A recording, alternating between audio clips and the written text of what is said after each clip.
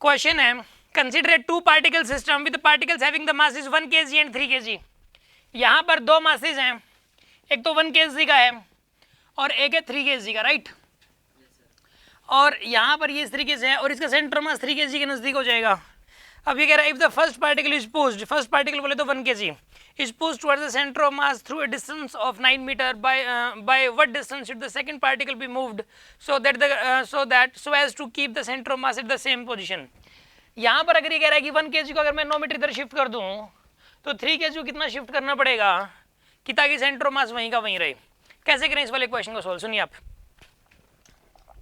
इस क्वेश्चन के अंदर सिंपल सी बात है, इस क्वेश्चन में देखो इसको तो शिफ्ट कर दिया गया है 9 मीटर, यहाँ पे ये जो 1 kg है इसको 9 मीटर शिफ्ट कर दिया गया, तो इसको मान लो x इधर शिफ्ट करना पड़ेगा। इसको भी देखो, इसको नज़दीक लेके आए हो तो इसको नज़दीक ही लेके आना पड़ेगा, तभी सेंटर ऑफ मास वहीं रह पाएगा।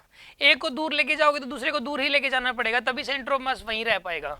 तो यहाँ पर ये जो 3 kg है ना, मान लो आप यहाँ पर शिफ्ट कर दिया आपने इसको, x शिफ्ट कर दिया, कितना शिफ्ट कर दिया आपने इसको, x। अब एक बात बताइए आप, इस केस के अंदर पता क्या होता है, एक होता है मास मोमेंट। मास मोमेंट होता है सेंटर ऑफ मास से लेके उस मास तक की जो डिस्टेंस है, that is the mass moment. यहाँ से लेकर यहाँ तक की जो डिस्टेंस है, this is the mass moment. तो मास मोमेंट जो होता है वो होता है मास इंटू डिस्टेंस। तो यहाँ मास मोमेंट आपने कम कर दिया, मास इंटू डिस्टेंस, यानी 1/9, इतना मास मोमेंट कम हो गया। कम कितना कर दिया आपने, 1/9, इतना मास मोमेंट कम हो गया। तो इधर भी उतना ही कम होना चाहिए एक्चुअल में, मतलब जितना मास मोमेंट इधर कम करोगे उधर भी इतना ही कम होना जरूरी है। अगर इधर बढ़ाओगे तो इधर भी बढ़ना जरूरी है। तो इधर कितना कम हो जाएगा, 3x। तो x की वैल्यू यहाँ से आ जाएगी 3 मीटर, यानी अगर इसको 9 मीटर शिफ्ट किया है तो इसको 3 मीटर शिफ्ट करना पड़ेगा।